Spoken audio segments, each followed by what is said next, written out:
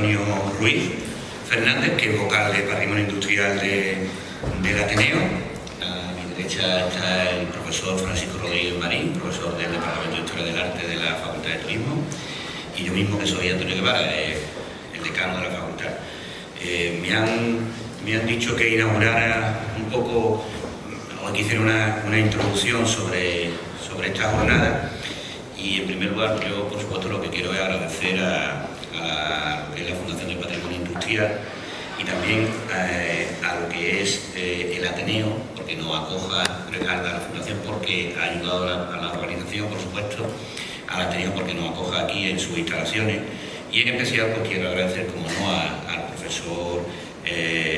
Paco Rodríguez Marín, por todo el esfuerzo que ha realizado y el interés que pone en lo que los conocéis, en todas las cosas que organiza.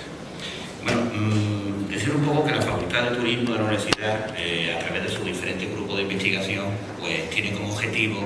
hacer la transferencia de conocimiento desde lo que es los grupos de investigación hacia la sociedad. Por dos motivos principalmente. Por un motivo es la formación de los propios alumnos, que muchos de ellos están por aquí, que son alumnos de nuestra facultad, y también porque yo creo que la facultad tiene como un segundo objetivo principal es ponerse en contacto con la sociedad, relacionarse con las instituciones, con los gestores, con las empresas, con los que trabajan en las empresas, con los que gestionan los destinos, para discutir cuáles son los diferentes avances del conocimiento y entre todos pues, poder encajar nuevos proyectos. La organización de estas jornadas van dirigidas fundamentalmente a buscar nuevos caminos en lo que es el patrimonio industrial y en plasmar nuevos proyectos, y uno de los objetivos que se plantea es el emprendimiento como oportunidad para poder gestionar nuevos proyectos turísticos, ¿no? Centrándonos un poco en la jornada, aunque después Paco me imagino que cuando venga presentará las mesas, etc. Las jornadas están formadas en 2 días, 2 semanas, esta semana y la semana próxima, pero las dos jornadas tienen un tronco común, que es la relación con Málaga y su historia económica. Hoy, precisamente, nos centraremos en todo lo que es el patrimonio, la oportunidad que nos brinda la reconversión del patrimonio, la oportunidad en convertirlo en un recurso turístico. Y la próxima semana, el día 17, está dedicada al turismo. Me decían que desde el punto de vista de la importancia que tuvo el vino en nuestra sociedad malagueña, pero realmente desde mi punto de vista hoy por hoy sigue teniendo bastante importancia y cada vez más. De hecho, hay una apuesta por parte de la facultad en la generación de diferentes títulos, entre los que se encuentra el máster de enoturismo y el experto en patrimonio en torno al vino, ¿no? Patrimonio cultural en torno al vino. Nosotros estamos haciendo bastante apuestas en este sentido. Bueno, yo no quiero cansaros porque la presentación, además, como veis, son 5 minutos. Quiero, por supuesto, volver a agradecerle a todos los que han hecho posible esta jornada, al Ateneo, por siempre, acogernos aquí, y le voy a ceder la palabra a José Antonio Ruiz Fernández, que es vocal de Patrimonio, para que nos diga. Bueno, pues muchas gracias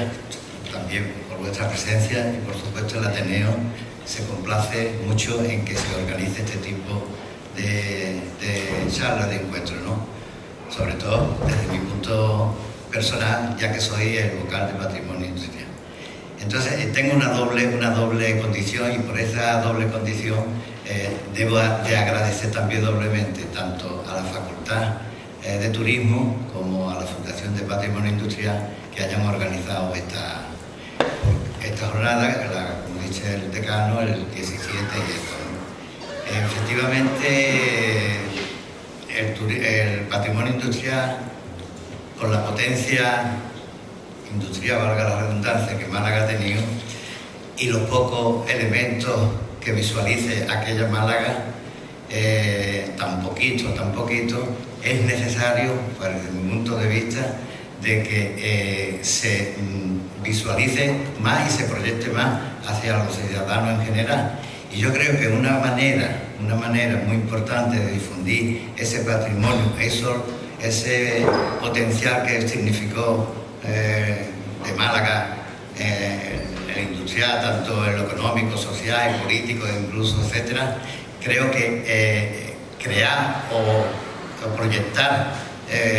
rutas industriales desde el punto de vista turístico sería una de las mejores formas de proyectarlo y de difundirlo. Se está trabajando mucho en ese sentido. Se han diseñado rutas turísticas por el recorrido por los sitios donde todavía quedan algunos restos, pero tenemos muchas dificultades, sobre todo porque no hay el apoyo por parte de las autoridades que debería de haber. De todas maneras, vamos consiguiendo algo, y para información vuestra, y ojalá se hiciera en Málaga, hemos conseguido por lo menos que en Antequera, que fue una potencia industrial también desde el punto de vista textil, lo que es esa parte de la industria textil quede en las rutas turísticas de Antequera. Es decir, que uno va a la oficina de información y turismo y allí se le dan folletos donde dice o donde pueden visitar las antiguas fábricas de mantas, etcétera, ¿no? Y toda la panorámica que hay en el Ensidero. Y ojalá Málaga capital, pues consiguiéramos poquito a poco, pero de desarrollar con la fuerza individual, incluso empresas de promoción que están ya funcionando y tal, pudiéramos establecer también rutas turísticas desde este punto de vista, sería estupendamente. Así que muchas gracias y ojalá esta jornada tenga ese éxito. Bien. Bueno, pues yo creo que el protagonista de la jornada está en la mesa, y así que vamos a escuchar al profesor Francisco Rodríguez Marín con turismo industrial, análisis de casos de una perspectiva. Muy bien, pues muchas gracias a los que me han precedido en el uso de la palabra, a Antonio Guevara y a José Antonio Ruiz. Yo quiero en primer lugar reiterar mi agradecimiento tanto a la Facultad de Turismo de la Universidad de Málaga como a la Fundación Patrimonio Industrial de Andalucía, pues, por haber acogido la organización de esta jornada, como también a las entidades que han colaborado con ella, la Asociación en Defensa del Patrimonio y de las Chimeneas Industriales de Málaga, y por supuesto también al Ateneo, que siempre se ha mostrado muy sensible con el patrimonio industrial y es quien tenemos que agradecer que nos haya permitido utilizar este magnífico escenario para poder desarrollar esta tarea.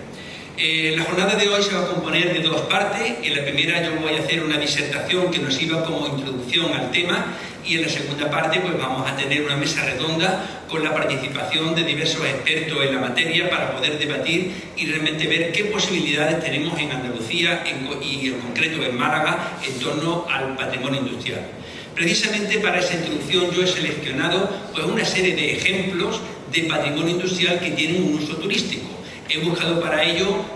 algunos ejemplos que se encuentran en puntos diversos, en puntos aislados, muchos de ellos fuera de las fronteras de nuestros países, pero también he tenido la precaución de escogerlos de diverso calado, desde grandes proyectos monumentales, espectaculares, hasta algunos también modestos y sencillos, porque no siempre tenemos a la vuelta de la esquina esos grandes complejos industriales, porque de alguna forma lo que tiene que cumplir es el cometido de ilustrarnos, suscitar el debate, la reflexión y que nosotros podamos aportar nuevas ideas.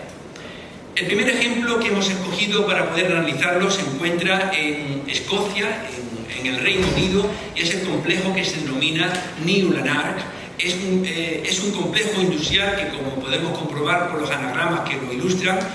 pues está inscrito en el listado de Patrimonio Industrial de UNESCO, lo cual de alguna forma ya nos indica la importancia y la trascendencia que ha tenido este lugar por razones muy diversas y, como vamos a tener también ocasión de comprobar, tiene una aplicación directa al mundo del turismo. Siempre me gusta señalar que el emplazamiento, la accesibilidad es fundamental a la hora de que un proyecto tenga o no tenga éxito. El caso que estamos contemplando en este momento pues se encuentra muy cerca de un pueblo que se llama Lanark, en un condado determinado, muy cerca, aproximadamente a 1 hora en coche de la ciudad de Glasgow, y allí pues han sucedido una serie de acontecimientos importantes desde el punto de vista de la revolución industrial. Ha sido uno de los primeros lugares donde se aplicó un gran adelanto tecnológico que tuvo lugar a finales del siglo XVIII, que fue la invención de la máquina waterframe. Hasta el momento, las hilaturas, es decir, la fabricación de los hilados procedentes del algodón, se hacían de una forma manual, como vemos en este detalle del cuadro de Velázquez, pues las hilanderas, ¿no? Cuando esta máquina, accionada por energía hidráulica, se aplicó a la industria, fue una auténtica revolución, porque la productividad, es decir, la cantidad, pero sobre todo la calidad y la resistencia del hilo había aumentado muchísimo. Se daba la circunstancia de que el promotor de la industria que nosotros vamos a analizar hoy, David Day, pues era amigo personal de Arkwright, que había sido el inventor de esa maquinaria de la hilatura. Para ponerla en funcionamiento había elegido este lugar, un lugar próximo al pueblo de Lannar, al que llamó New Lannar precisamente para poder distinguirlo y diferenciarlo, y lo escogió por una razón de estrategia. Aquí el río Clyde se estrechaba, tomaba uno rápido, había una serie de saltos y por tanto era mucho más fácil tomar la energía del agua para que proporcionase fuerza motriz a toda esa maquinaria. Es muy curioso porque los textos de la época, cuando se refieren a este lugar que nosotros hoy vamos a analizar, decían que era una ciénaga desolada, sita en una hondonada de difícil acceso. Pero aquí fue el lugar elegido para montar esa industria porque era donde las circunstancias indicaban que iba a tener un carácter idóneo. De todas formas, la utilización de la water frame pues no era el único elemento que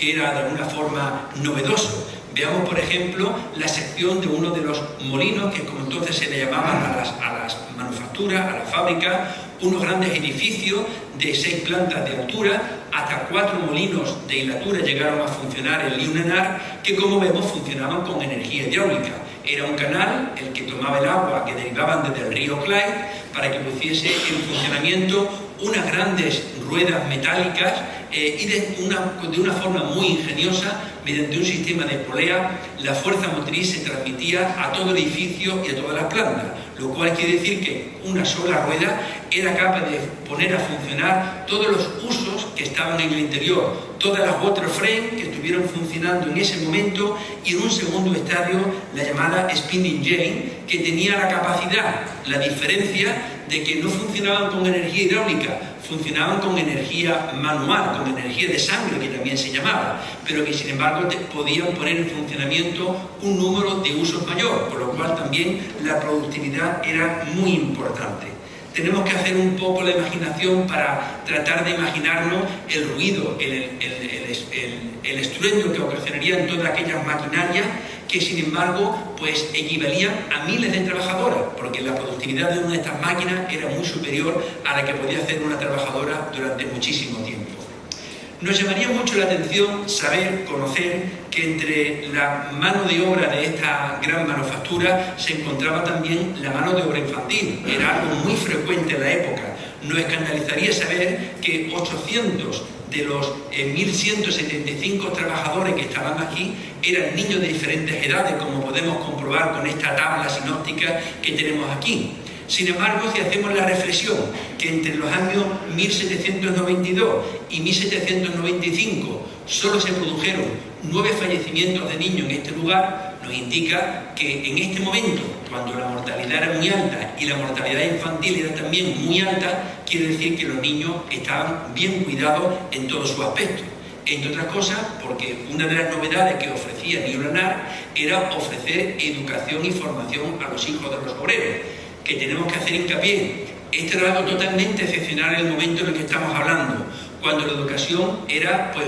un requisito, un privilegio que estaba al alcance única y exclusivamente de las clases altas y adineradas de la sociedad. Que un patrón se preocupase de formar y educar a los niños, eso era algo totalmente excepcional, y mucho menos que lo hiciese con la calidad que nosotros podemos apreciar en esta ilustración de la época, que nos recuerda que eran 16 los profesores que estaban contratados por la propia empresa y que el sistema educativo incluía pues, las ciencias naturales, la música y la danza, cosas que eran totalmente inusuales en este momento.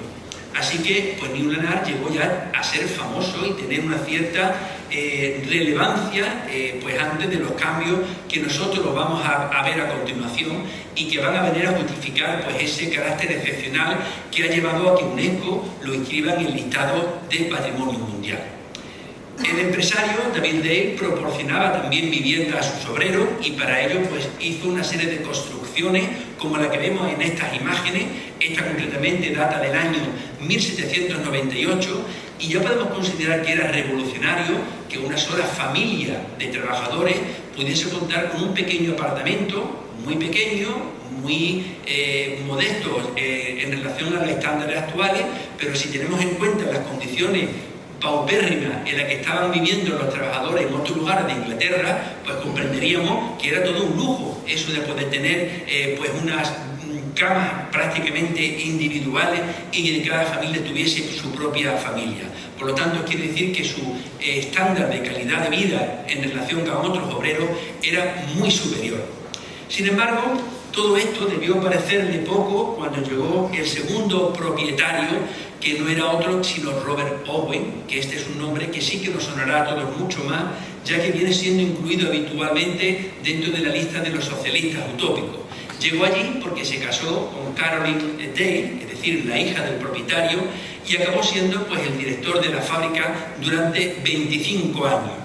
Él introdujo una serie de novedades, y aquí tenemos una de las frases que nos viene a recordar, porque en realidad su filosofía iba encaminada a demostrar al resto del mundo que era posible tener una empresa industrial rentable y ganar dinero sin tener que recurrir a la explotación de los obreros, que era entonces lo común en la mayoría de la fábrica, y por tanto buscaba su beneficio y ello a raíz de la educación. Precisamente lo más revolucionario del sistema que implantó Robert Owen, por supuesto que estaba en mejorar las condiciones materiales. Él introdujo un economato donde los trabajadores podían comprar sus alimentos a unos precios bastante más económicos. Introdujo también el sistema educativo ampliándolo a los mayores, incluso a los padres de los niños, e introdujo un sistema muy curioso en el cual provocaba, digamos, la asunción de la responsabilidad de los obreros. Ese objeto que ven ustedes en la imagen de la derecha, pues tenía cada cara pintada de un color distinto, negro, azul, amarillo, blanco, de forma que él delegó un encargado en cada uno de los 4 molinos que se encargaba, pues, girar ese trocito de madera y poner visible la cara del color en función del comportamiento del obrero el día anterior. De forma que el propietario de la fábrica, que era Robert Owen, solo tenía que darse un paseo, ver los colores predominantes de la fábrica para saber cómo estaba marchando sin necesidad de ser más inquisitivo. Tampoco recurría ni al castigo físico, algo bastante común en la época, y ni siquiera al reproche. Porque un obrero que era consciente que tenía unas condiciones materiales mejores a las que la mayoría de los trabajadores de la época, ya se avergonzaba si tenía el color negro que indicaba que no había dado de sí todo lo suficiente. Por supuesto, el sistema educativo pues descartaba algo que era muy frecuente en el sistema inglés de la época, que eran los castigos físicos. De alguna forma, el sistema educativo se inspiraba o seguía en que ya había defendido en su día el filósofo francés de la época de la Ilustración, Rousseau, que descartaba los castigos físicos y que lo que buscaba era promover que los niños fuesen responsables y sobre todo que no tuviesen imposiciones. Es muy curioso que él no incluyese la religión dentro del sistema educativo, algo totalmente inusual y que por tanto le provocó también bastantes enemigos y bastantes polémicas en el sistema educativo, y siempre que podían salían al exterior a estudiar las ciencias naturales del natural. De ahí que después podamos referirnos a las muchas plantaciones arbóreas que se hicieron en los alrededores. Por supuesto que Newlanard tuvo que adaptarse también a las novedades tecnológicas. Muy pronto introdujeron una máquina de vapor que en un principio solo se utilizaba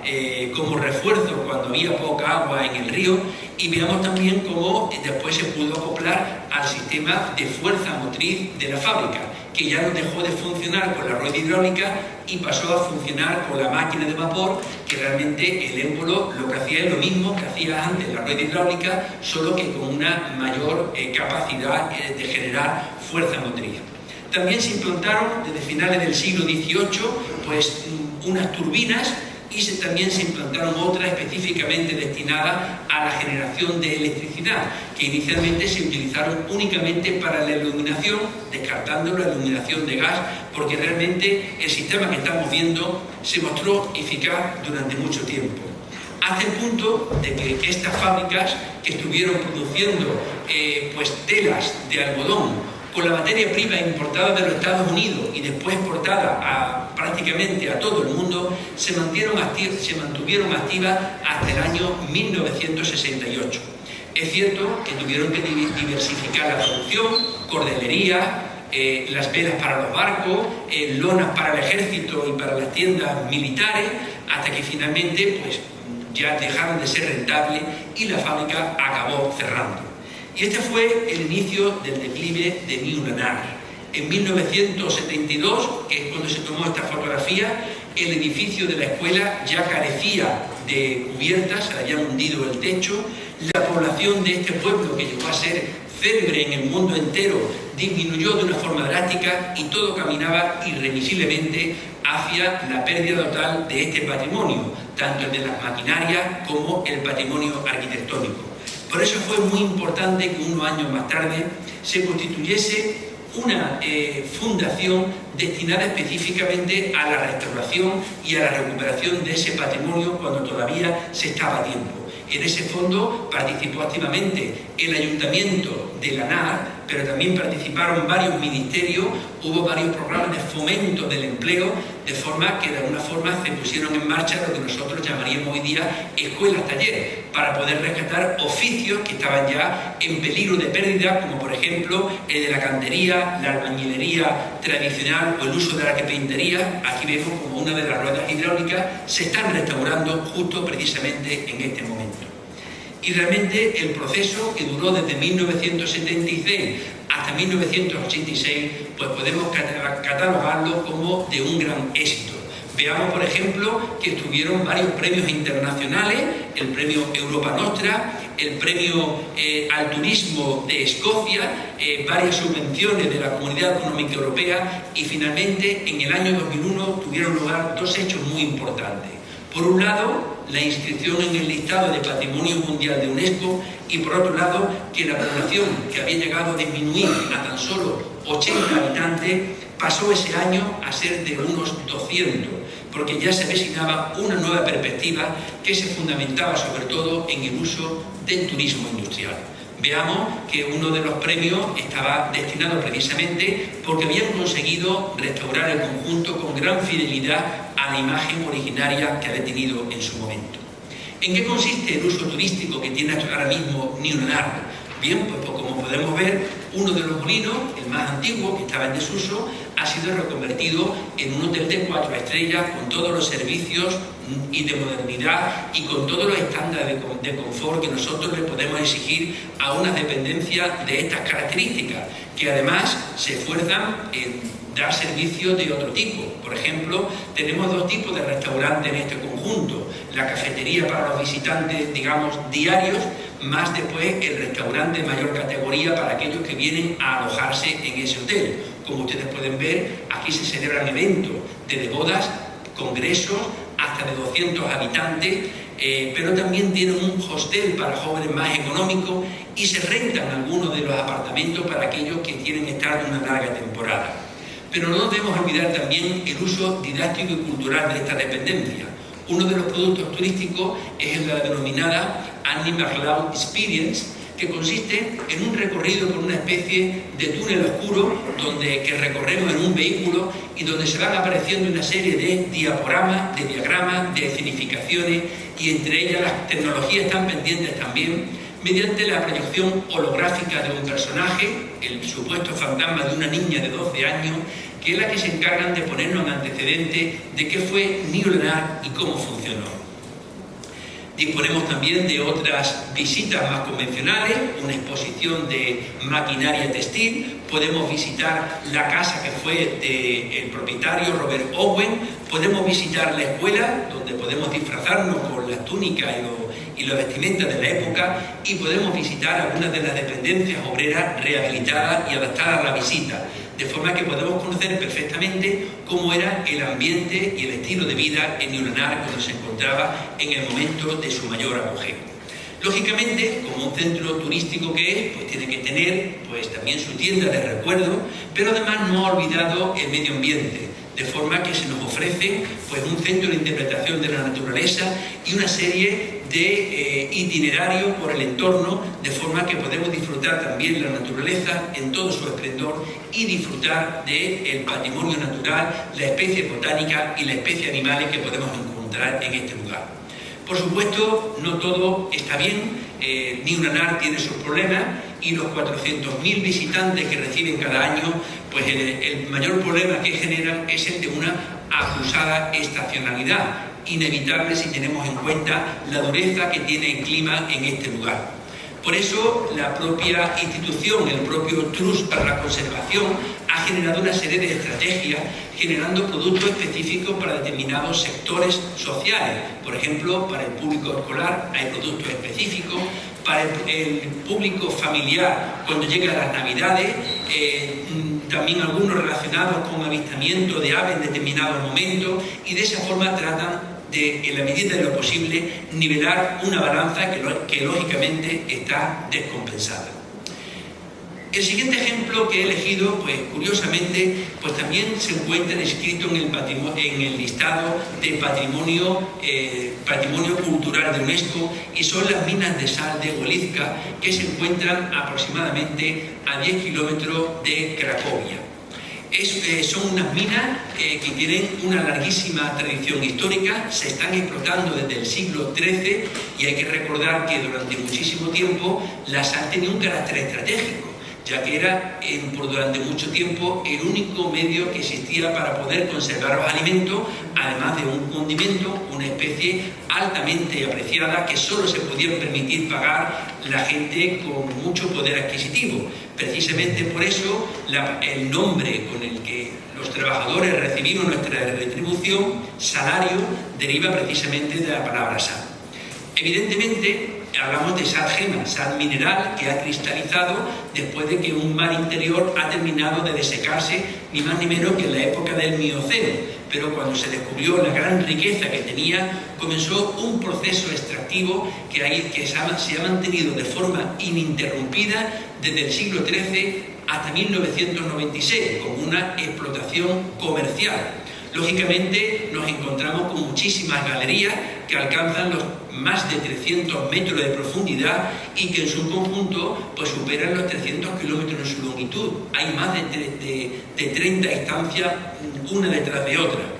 Es muy curioso porque desde finales del siglo XVIII y comienzos del siglo XIX, antes de que nosotros hubiésemos inventado eso que nosotros le hemos llamado turismo cultural, pues ya recibían turistas, visitantes a los que le llamaba la atención un sistema de extracción que no solo tenía una enorme trascendencia económica y social, sino que también llamaba la atención por los ingeniosos sistemas que se habían ideado en continua evolución para hacer rentable este sistema extractivo. Lógicamente, las minas de Wolizka en su interior pues son prácticamente una ciudad subterránea e interna, donde tenían sus animales para utilizarlos con la fuerza de sangre y donde había miles de trabajadores que se esforzaban en extraer la sal en grandes bloques, sacarla al exterior y procurar que el sistema se mantuviese estable y no se le viniese abajo. Aquí vemos algunas imágenes que nos recuerdan que todavía eran rentables en la década de los años 90 del siglo pasado y que se explotaba la sal gema todavía como un producto sujeto a una explotación comercial. Pero a nosotros nos interesa sobre todo su faceta de patrimonio industrial y su faceta de producto turístico. Y hablamos de un turismo masivo que, si con Ñuñoa nosotros lo ciframos en unos 400.000 visitantes al año, en el caso de estas minas de sal rozan el 1.000.000 de visitantes al año, hasta el punto de que en determinados meses del año casi que podríamos hablar de masificación. Sin embargo, pues hay diversos productos turísticos en torno a estas minas de sal. Veamos que hay un itinerario turístico, el más comúnmente utilizado, tan solo se bajan hasta aproximadamente 195 metros de profundidad y lógicamente con un itinerario más reducido, pero veamos que existe también una modalidad, un producto, que es un itinerario geológico o minero para personas más iniciadas y con un poquito de mayor preparación. Existe también un producto basado en las devociones, porque vamos a tener ocasión de comprobarlo, que también existe un uso religioso de estas minas, como también existe, por ejemplo, un turismo de salud asociado a estas minas, ya que el ambiente salino, respirarlo, se ha demostrado que es bueno para determinadas afecciones pulmonares. Hay gente que se aloja en una clínica en su interior simplemente para mejorar determinados tipos de salud. Bien, la visita, lógicamente, los propios mineros se encargaban de hacer una decoración que incluía, por ejemplo, las figuras de carácter religioso. Encontramos en su interior capillas, verdaderas iglesias, hasta para la celebración del culto religioso. Las devociones de los mineros están también presentes en el interior de estas minas, más diferentes episodios relacionados con los evangelios, la vida de Cristo, de Jesús, la huida de Egipto o simplemente pues, los pasajes del evangelio.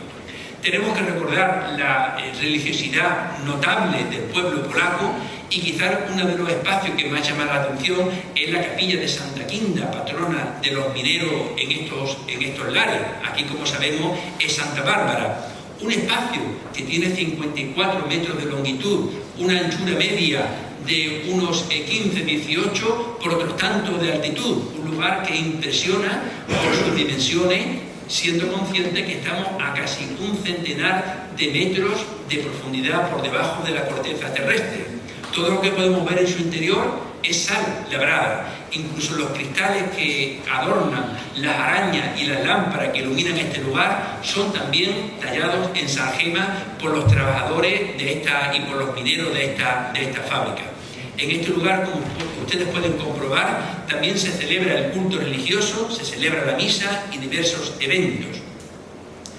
Y además, en el uso turístico actual, que ya está muy intenso, pues nos encontramos que hay restaurantes, salones para poder alquilarlo para celebraciones diversas, pues tiendas para la venta de recuerdos para los visitantes, restaurantes de diversas categorías, auditorios, algo que realmente sorprende saber que todo está labrado en salgema y que todo está subterráneo por debajo de la tierra. Por supuesto, tampoco quiero pensar que es todo un turismo, digamos, de masas, sino que no se deja olvidado pues, lo que a nosotros más nos interesa, que son los sistemas extractivos. Saber cómo se trabajaba en el interior de esas minas, cuáles eran los sistemas que se utilizaban para tallar esos grandes bloques de sal muy pesados en forma de barriles y, sobre todo, cómo era el sistema que después se utilizaba para poder sacarlos al exterior. Para eso se utilizaban unos manacates accionados por caballería que se encargaban de salvar las diferencias de altura y sacarlos al exterior. Todo eso, es cierto, podemos comprenderlo, verlo, visualizarlo a través de una serie de escenificaciones en este lugar, pero tengo que decirles también sinceramente que la inmensa mayoría de los visitantes se conforman con estos aspectos, digamos, más vistosos, más turísticos, más llamativos, basados en las dimensiones, en la espectacularidad y en la monumentalidad, y que se le presta menos atención a los aspectos técnicos, de forma que el denominado Museo de las Minas, donde podemos encontrar aspectos históricos, arqueológicos y técnicos, pues como es voluntario y no está incluido en la visita guiada, pues una inmensa mayoría de la gente se marcha sin contemplarlo. De forma que ya podemos sacar una primera conclusión. Nos encontramos ante un patrimonio industrial que tiene una trascendencia turística enorme y muy trascendente, pero al cual, sin embargo, no se le saca todo el partido que se puede desde el punto de vista de la didáctica del patrimonio. Bien, lógicamente existen las excepciones, esos itinerarios técnicos, geológicos, mineros, para personas más iniciadas, que lógicamente está pensado más como una experiencia, como una vivencia que nos permita en nuestra propia carne pues hacernos la idea cómo era el estilo de vida en el interior de estas minas. Bien, he traído, buscando esa diversificación, otro ejemplo, que es el Museo de la Ciencia y la Técnica y Arqueología Industrial de Cataluña, que es el nombre correcto que tiene este museo, que se encuentra en la localidad de Terrassa, que está ubicada a aproximadamente unos 50 kilómetros de Barcelona, pero muy accesible a través de un ferrocarril de cercanía. Como solemos decir cuando hablamos del Museo de Málaga y decimos que la mejor pieza que tiene es el propio edificio, eso mismo también podemos repetirlo para hablar de este museo. Un magnífico edificio modernista que fue proyectado y construido por el arquitecto Luis Muncunil en el año 1909. Luis Muncunil había sido discípulo de Antonio Gaudí y era uno de los preferidos por la burguesía industrial catalana y uno de los preferidos también por los industriales, porque sabía construir edificios, fábricas que eran económicas, rentables, dignas y además muy vistosas gracias a su haber. Indudablemente lo que más nos llama la atención son esas magníficas cubiertas en diente de sierra, muy propias de la arquitectura fabril y que nos permite una iluminación homogénea, ya que al estar orientadas al norte evitan que según la hora del día la intensidad de iluminación pues tenga unos contrastes bruscos. Por eso, actualmente en la visita está incluido el edificio y las cubiertas como un producto turístico más. Se puede caminar por esas cubiertas porque es uno de los grandes aciertos, ya que tenían incluida, entre otras cosas, el sistema de evacuación de las aguas y además, reconozcámoslo, pues son enormemente bellas. Algunas fotografías, como ocurre con esta, la inferior de la izquierda, pues vista descontextualizada, casi nos impide saber que nos encontramos realmente ante el techo de una fábrica. Nos sugiere casi que son como las escamas de un gran animal o un gran reptil, puesto que nos impide reconocerla. Pero no, es simplemente la capacidad que tenía su constructor. Bien, este es el corazón de la fábrica, la máquina de vapor, la única máquina de vapor que era capaz de poner en funcionamiento una sala de 11.000 metros cuadrados llena de senfactinas, que eran las maquinarias que eran capaces de hacer las hilaturas y después los tejidos. En su actual función, como museo, tiene varios departamentos. Uno muy importante es el destinado al transporte, muy bien nutrido, como tenemos ocasión de ver. Otro muy importante, lógicamente, es el destinado a la producción textil. Tenemos muchas maquinarias que nos pueden ilustrar la evolución que ha tenido a lo largo del tiempo, hasta inclusive la más moderna con los tejidos sintéticos. Y además es un museo que, como su nombre indica, de la ciencia y de la técnica, pues da mucho juego, mucho pie al uso individual, es decir, a la experimentación, de forma que los visitantes, por ejemplo, pues pueden saber de una forma empírica la diferencia entre voltaje e intensidad. Cuando hablamos de la electricidad, pueden saber lo que es un plano inclinado, o en este dispositivo de la izquierda, donde tenemos dos ruedas hidráulicas, una vertical y otra vitruviana, de forma que pisando el pedal que tenemos inferior nos va a permitir ver como un chorro de agua se pone en funcionamiento, pero con una diferencia. En la izquierda el chorro de agua cae por la parte inferior, la pone en funcionamiento, y en la de la derecha el chorro de agua es exactamente el mismo, pero cae por arriba, por lo cual quiere decir que le suma la fuerza de la gravedad y el giro de la rueda hidráulica es prácticamente el doble. Le hemos ganado, por tanto, en rentabilidad. Eso que se puede explicar mediante una fórmula de física, pues empíricamente se puede apreciar allí de una forma experimental.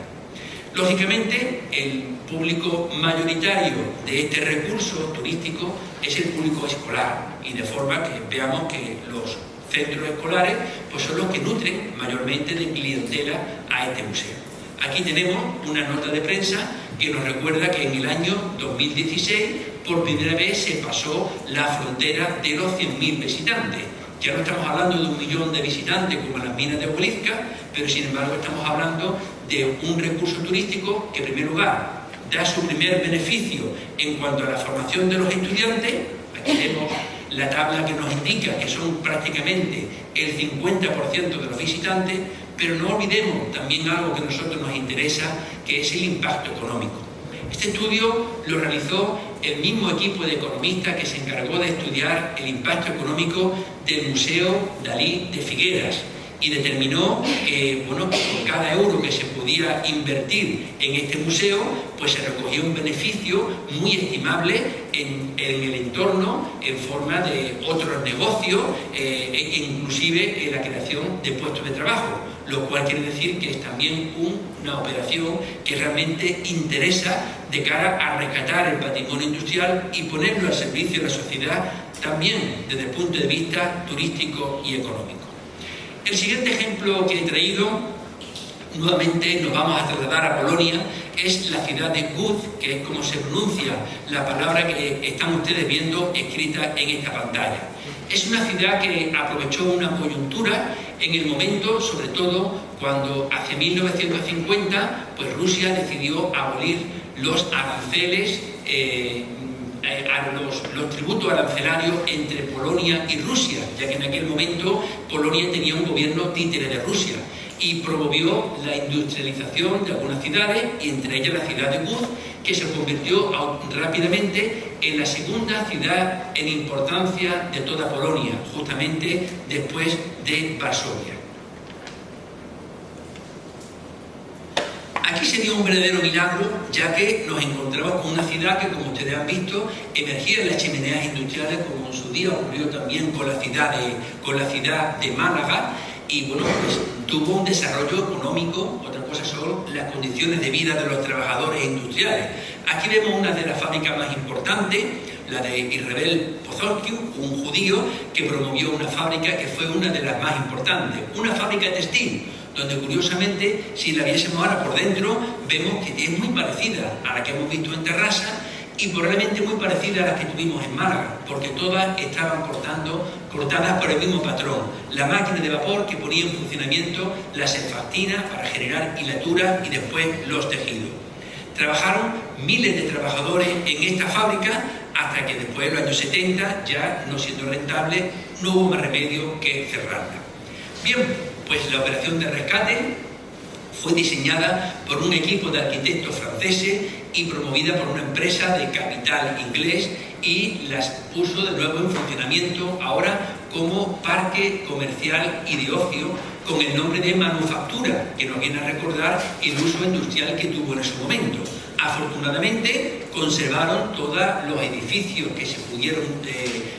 pudieron conservar, entre ellos el arco de ingreso muy monumental, y sobre todo, muy importante, en el edificio de mayores proporciones establecieron un gran hotel que nosotros hoy día podríamos calificar como hotel con encanto, como hotel especial, porque se ha mantenido con total fidelidad hasta las propias poleas que hacían la función de transmisión de la fuerza motriz.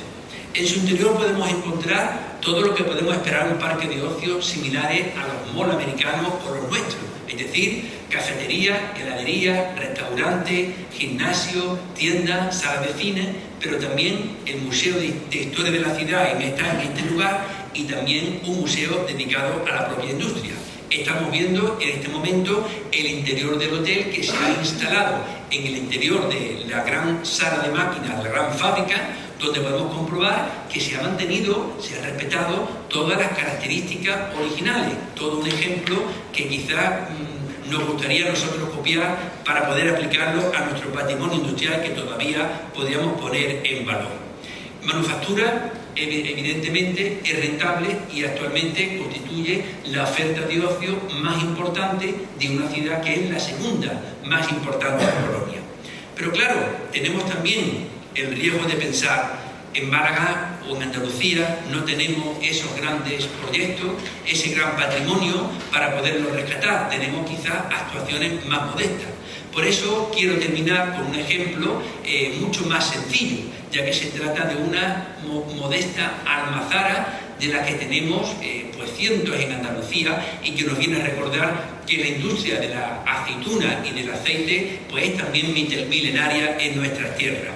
Esta almazara, que ya ha dejado de producir, ha sido reconvertida en un hotel, Molino de la Nava, que se encuentra en la localidad cordobesa de Montoro, donde nos encontramos unas instalaciones que datan del siglo XVIII, que afortunadamente se han mantenido íntegras y se han restaurado para que aquel que se decida alojarse en un entorno natural pueda también aprovechar para aprender cómo era el proceso proceso industrial para obtener el aceite de la aceituna. Es un lugar también con encanto, solo tienen que contemplar estas imágenes para ver que es un lugar que realmente es apetecible y que una fábrica, en este caso de aceite, pues también tiene la capacidad de mantenernos en un estado de confort, de felicidad y de disfrute, aprovechando ese patrimonio industrial y siendo rentable. Tienen sus restaurantes, sus distintas, hasta una suite con un estándar de lujo un poquito mayores a los superiores, a los habituales, de forma que es una prueba evidente de que el patrimonio industrial y el recurso turístico constituyen un binomio que es también viable desde el punto de vista económico. Pero para discutir esto vamos a contar con unos ponentes, así que vamos a interrumpir nuestra charla para dar paso a que los ponentes puedan acompañarnos en nuestra mesa.